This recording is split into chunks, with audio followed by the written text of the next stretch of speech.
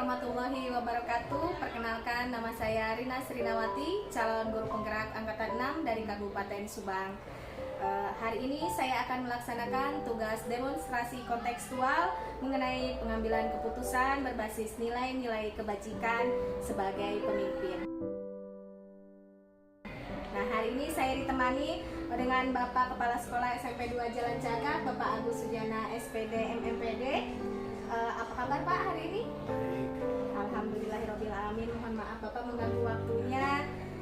Hari ini saya akan mewawancarai dengan beberapa pertanyaan. Apakah tidak keberatan Bapak? Tidak, silakan. Alhamdulillah. Sudah berapa lama Bapak menjadi kepala sekolah di SMP 2 Jalan Cagak? Jadi kepala sekolah di SMP 2 Jalan Cagak itu dari tahun 2017 sampai sekarang, berarti kurang lebih 6 tahunan lah gitu ya. Lama sekali ya Pak ya, Alhamdulillah ya Pak. Mungkin Bapak selama menjadi kepala sekolah SMP 2 Jalan Cagak ini pasti pernah menghadapi masalah ya Pak. Pasti tidak pernah tidak ya Pak. Baik itu masalah yang berupa dilema etika maupun misalnya dilema ataupun rujukan moral. Yang ingin saya tanyakan, bagaimanakah Bapak mengidentifikasi masalah tersebut? Tadi dikatakan bahwa selama 6 tahun di sini pasti banyak masalah-masalah ya. Banyak masalah-masalah yang timbul baik itu di siswa ataupun di guru. Nah, salah satunya itu masalah yang digolongkan kepada etika itu adalah salah satunya ini adalah masalah guru juga ya, di mana guru tersebut kan kadangkala ada saja ya guru yang tidak masuk ini dengan beberapa alasan ya. Alasan yang pertama misalkan izin, ada kepentingan keluarga ataupun juga sakit. Nah itu berarti ada izin, ada sakit, dan juga kadang-kadang ada yang tidak ada keterangan. Itu. Kemudian juga yang tadi misalkan masalah tentang yang sakit, yaitu yang sakit bagaimana mengidentifikasinya, kayak gitu ya. Nah, berarti bagaimana cara penyelesaiannya juga, berarti di sana bagaimana langkah-langkahnya ya. Yang pertama di sini bahwa yang guru yang sakit ya, di mana di sini tetap saja walaupun gurunya sakit di sekolah tetap harus berjalan. Artinya siswa tetap harus belajar. Jangan sampai gara-garanya gurunya sakit, siswa tidak belajar. Nah, bagaimana caranya? Berarti si guru yang sakit tersebut, yang pertama itu harus memberitahu ke piket, ya, memberitahu kepada piket bahwa hari ini misalkan tidak bisa masuk sekolah karena sakit, dengan adanya surat keterangan. Ya, ada surat keterangan dari dokter, dan juga berarti harus memberi tugas pada siswa.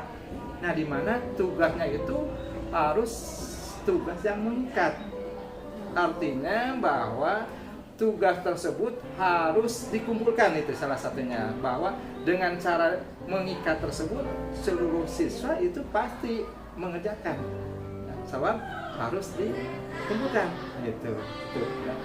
Dari masalah tersebut Bapak dilema ya antara kewajiban dan peraturan mungkin ya Pak ya. Dan kemanusiaan juga ya Pak ya, karena mungkin yang kalau yang sakit itu juga kita harus tidak bisa memaksakan kondisi guru tersebut. Tapi tadi Bapak sudah menyebutkan langkah-langkah dan prosedurnya, bahwa kalau yang sakit tersebut harus memberikan tugas, memberikan keterangan, dan memberikan tugas yang mengikat ya Pak ya. Menurut Bapak, pendapat Bapak, apakah itu hal yang efektif Pak untuk mengambil keputusan? Ya, kan kita dari awal kita itu harus ada perjanjian lah, semacam perjanjian dengan guru. Biasanya pada awal tahun ajaran bahwa dikatakan bahwa apabila guru tersebut baik itu sakit ataupun juga ada kepentingan, ada hal-hal yang harus dipenuhi. Jadi dari awalnya harus ada ya Jadi sehingga si guru tersebut tidak merasa keberatan kalau seperti itu, sebab dari awalnya sudah ada perjanjian. Ya gitu. Jadi misalkan yang sakit harus memberi tugas, kemudian juga harus minta izin. Nah itu. Termasuk juga itu sudah didiskusikan dengan ya, jadi sebelum langkah-langkah tersebut harus kita diskusikan dulu dengan wakil-wakil yang lainnya, termasuk itu yang berhubungan dengan KBM itu adalah wakil kurikulum. Berarti tantangan yang dihadapi Pak selama mengambilan keputusan dilema etika ini apa saja Pak? Ada tantangannya? Tantangannya banyak ya. Kalau misalkan ya, kalau satu orang yang sakit, oh iya betul. Agak gampang ya, itu bisa ditangani oleh piket. Tapi kalau ada beberapa orang, pasti itu tantangannya susah. Piketnya misalkan ada 2 orang, misalkan ya. Nah, kemudian kalau yang sakitnya banyak itu ya, jadi antara yang satu dengan satu kelas yang lainnya pasti ribut kalau banyak yang sakit. Nah, untuk semacam itulah adalah tantangannya gitu. Ini juga jadwal misalnya waktu yang ditentukan untuk Bapak menyelesaikan masalah jika tadi sudah tersampaikan ya Pak ya, bahwa harus segera mungkin kalau memang guru tersebut tidak bisa masuk harus segera memberikan izin ya Pak ya. Jika memang ini ada waktu tertentu jika Bapak ingin menyelesaikan masalah misalnya di luar dari tadi yang guru tersebut tidak masuk atau masalah yang lain, Bapak memberikan tenggang waktu nggak? Masalah ini harus selesai berapa lama? Oh, contohnya kalau ada masalah dengan guru, misalkan guru yang sering tidak masuk lah, tidak masuk berarti kan kita di sini ada wakil kurikulum. Nah, berarti saya nanya dulu kepada wakil kurikulum, guru siapa yang jarang masuk misalkan ya itu. Nah, setelah misalkan dari guru si A, berarti kami mendiskusikan dulu dengan kurikulum bagaimana langkah-langkahnya supaya bisa menyelesaikan masalah tersebut dan sekolah bisa lancar KPM-nya. Nah, tidak terlalu lama. Mungkin kalau hari ini kita diskusikan dulu dengan kurikulum. Nah, ini langkah-langkahnya. Langkah yang pertama pasti kami memanggil orang tersebut atau guru tersebut. Kalau misalkan pemanggilan satu, misalkan dia gitu bisa kembali lagi kerja yang baik, berarti selesai. Kalau misalkan tidak, berarti ada panggilan lagi sehingga kami bisa memanggil beberapa kali sehingga guru tersebut bisa kembali lagi bertugas.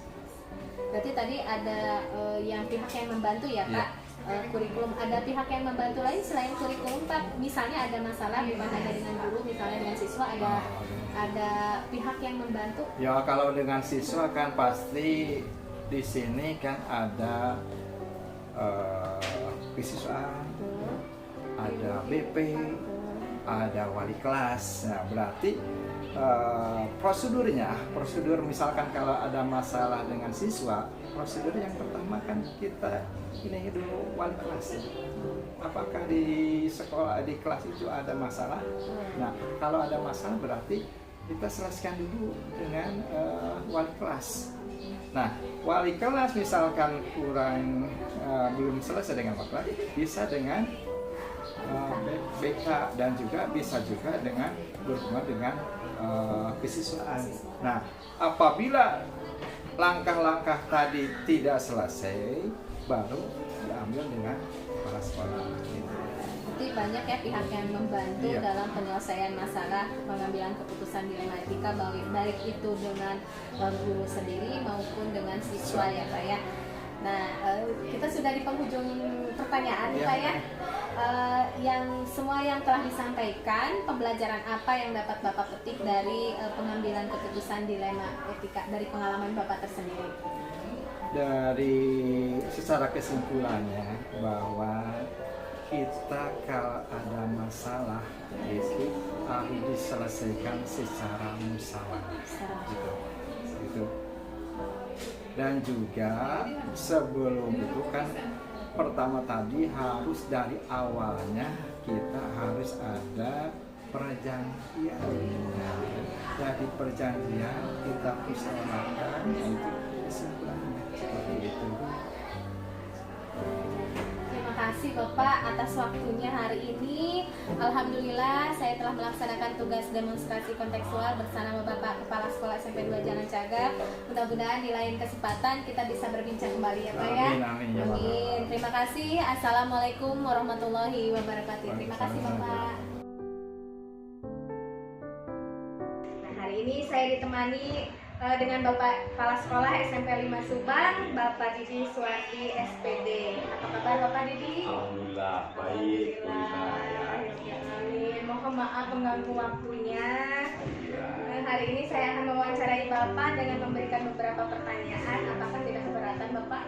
Oh, dengan senang hati kita berbagi ilmu, berbagi pengalaman. Kita langsung saja Bapak. Iya. Bapak sudah berapa lama menjadi kepala sekolah SMP Negeri 5 ini? Oh, di SMP Negeri 5 ini kurang lebih 1 tahun 2 bulan. 1 tahun 2 bulan. Lumayan lama. Kita langsung saja Pak. Pertanyaannya pertama ya Pak, selama Bapak menjadi kepala sekolah SMP 5 Subang ini pasti pernah menghadapi masalah ataupun kasus-kasus di sekolah, baik masalahnya berupa dilematika maupun bujukan moral. Yang ingin saya tanyakan Pak, bagaimana Bapak dapat mengidentifikasi masalah atau kasus yang merupakan dilema etika? Oh iya. Terima kasih, pertanyaan yang bagus sekali. Memang setiap kepala sekolah yang ditugaskan di sekolahnya masing-masing pasti itu banyak sekali atau menemui permasalahan atau kasus. Nah, baik itu kasus yang sifatnya dilema etika ataupun rujukan moral, itu di mana-mana pasti itu. Nah, untuk penanganan masalah itu kita biasanya menganalisa dulu. Nah, menganalisa tersebut dari latar belakang permasalahannya seperti apa, permasalahannya apa, latar belakangnya seperti apa, dan siapa yang terlibat dari masalah tersebut. Nah, itu dianalisanya dari situ dulu. Apakah masalah itu menyangkut individunya atau dengan rekan kerjanya atau dengan keluarganya. Ini permasalahan-permasalahan yang biasa dihadapi di setiap lingkungan kerja seperti itu. Selama ini bagaimana menjalankan pengambilan keputusan di sekolah Bapak, terutama kasus di mana ada dua kepentingan yang sama-sama benar ataupun sama-sama mengandung kewajiban. Jadi Bapak itu ragu gitu dua keputusan tersebut ya, yang satu benar tapi harus memilih yang satu juga benar. Itu bagaimana Pak? Nah itu memang dari setiap permasalahan itu kadang-kadang dilematik ya. Dilematik. Kita mengambil keputusan, apakah itu keputusan tersebut condongnya ke si A atau condongnya ke permasalahan si B gitu kan. Itu memang dilematik sekali gitu. Cuman kita berawal dari latar belakang, kemudian berbagai kepentingan, kemudian di samping itu juga kalau misalkan begini, dari permasalahan tersebut apakah keluar dari aturan tidak nih ya. Kalau misalkan keluar dari aturan, kita juga harus mengkaji ulang aturannya seperti apa. Nah gitu. Kalau misalkan memang keluar dari aturan cuman ada pertanggungjawaban yang lain, model berkeadilan gitu. Ini juga perlu dipertimbangkan walaupun memang berbenturan dengan aturan tersebut. Nah itu. Nah jadi intinya dari permasalahan tersebut ya, kita pertama melihat dari aturan dulu ya. Aturan apakah berbenturan tidak, apakah menyalahi aturan tidak. Kalau misalnya menyalahi aturan, kita ambil yang lain. Ini bersifatnya berkeadilan tidak. Nah, ini bijaksana sih tidak. Bisa menyelamatkan semua yang terlibat tidak.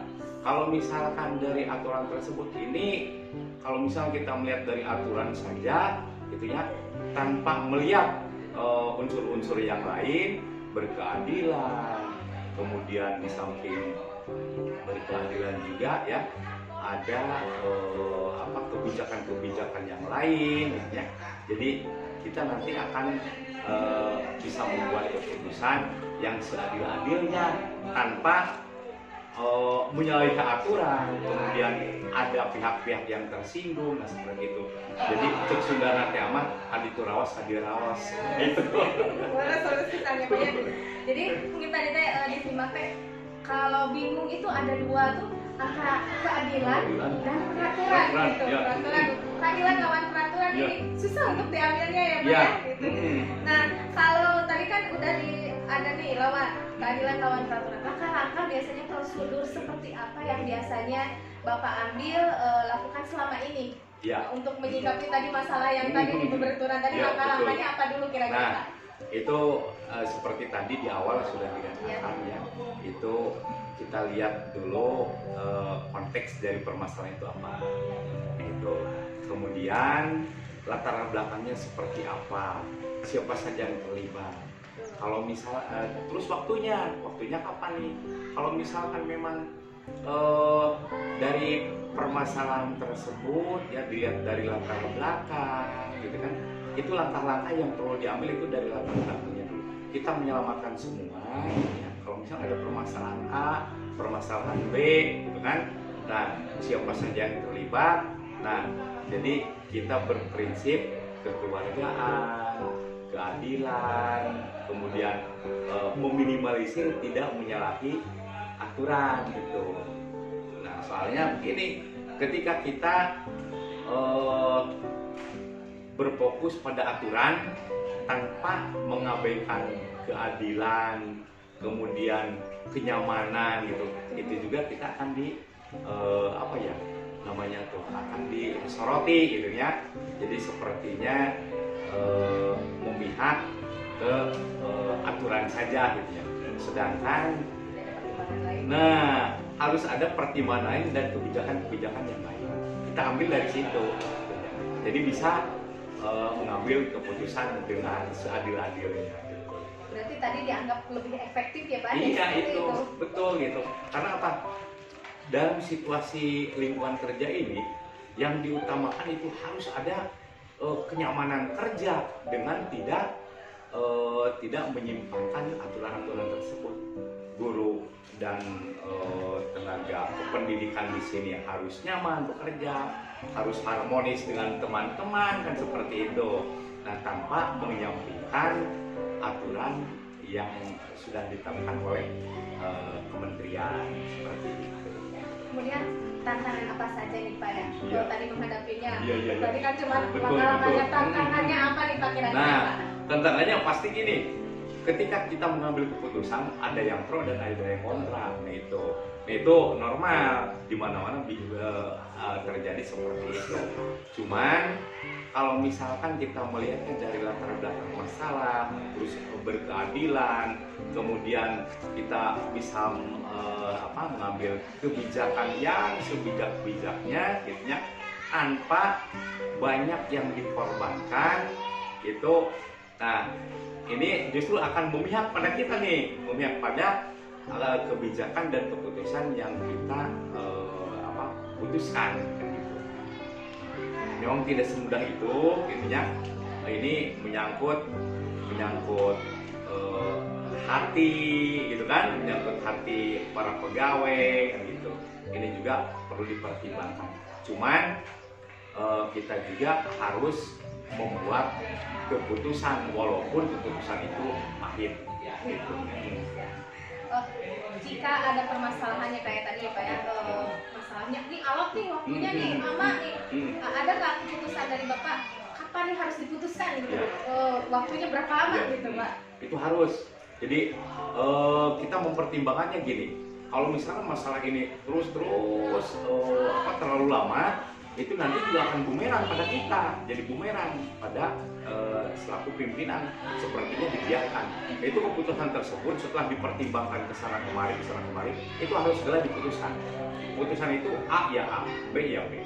Nah, salah satu contoh, ketika di sekolah ini ada guru yang bermasalah dari jam pelajaran, gitu, jam pelajaran.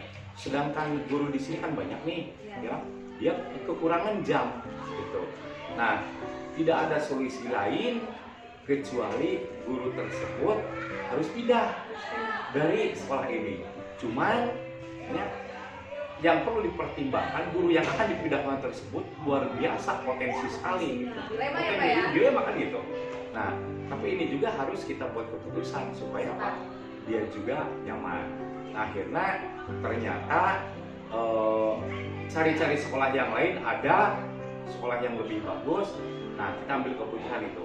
Silakan kalau misalkan mau pindah dari sekolah ini, dengan catatan Anda harus berprestasi, Anda harus berkreasi di sekolah yang baru. Dan kita dorong, karena apa? Saya yakin guru yang dipindahkan tersebut itu nanti akan bisa mengembangkan kompetensi yang lebih baik. Ya. Itu. Jika ada permasalahan nih Pak, ada orang yang membantu nggak, pihak yang membantu selain Bapak sendiri? Pastinya ada ya Pak ya? Ada siapa saja Pak? Nah, kita di sini bekerja teamwork, ya. Jadi tidak bisa kerja sendiri, dan saya juga sudah membentuk para wakil. Nah, itulah kepanjangan tangan dari kita untuk menyampaikan pada rekan-rekan. Semua bekerja, nah semua saling membantu. Kalau misalkan bekerja hanya sendiri, ini tidak akan terwujud apapun. Harus saling bantu dan harus saling pengertian, harus saling menghargai. Walaupun di situ yang ditugaskan misalnya wakil tersebut, ya, usianya lebih muda, tapi kita di sini saling menghargai karena apa? Jabatan dia kepanjangan sebagai wakil dari kepala sekolah seperti itu. Jadi banyak yang membantu, Nah, tugas kepala sekolah itu kan di samping manajerial, kemudian mensupervisi dalam pembelajaran dan dalam hal yang lainnya pun, gitu ya. Nah, yang berikutnya adalah kewirausahaan. Dan dari tugas-tugas tersebut tidak bisa bekerja sendiri. Ini harus ada yang membantu, yaitu para wakil, gitu. Dan guru-guru juga memang membantu sekali. Nggak terasa ya Pak ya, ini sudah sampai akhir pertanyaan nih Pak ya. Dari semua yang telah disampaikan Bapak tadi, pembelajaran apa yang dapat Bapak petik dari pengalaman Bapak mengambil keputusan dilema ITK ini Pak? Banyak hikmah dari kasus-kasus atau kejadian yang dihadapi oleh terutama diri saya pribadi, ya, terutama ini pembelajaran dan keilmuan buat saya. Itu saya akan bertambah dewasa, dan ketika ada pengalaman yang sulit, ya, kedepannya itu jadi lebih mudah. Karena apa? Yang sulit tersebut, nah dimulai dari yang sulit tersebut, ya, nah kita selesaikan, dan akhirnya ketika ada kejadian seperti itu lagi, nah ini kita menyelesaikannya akan fokus dan mudah diselesaikan seperti itu.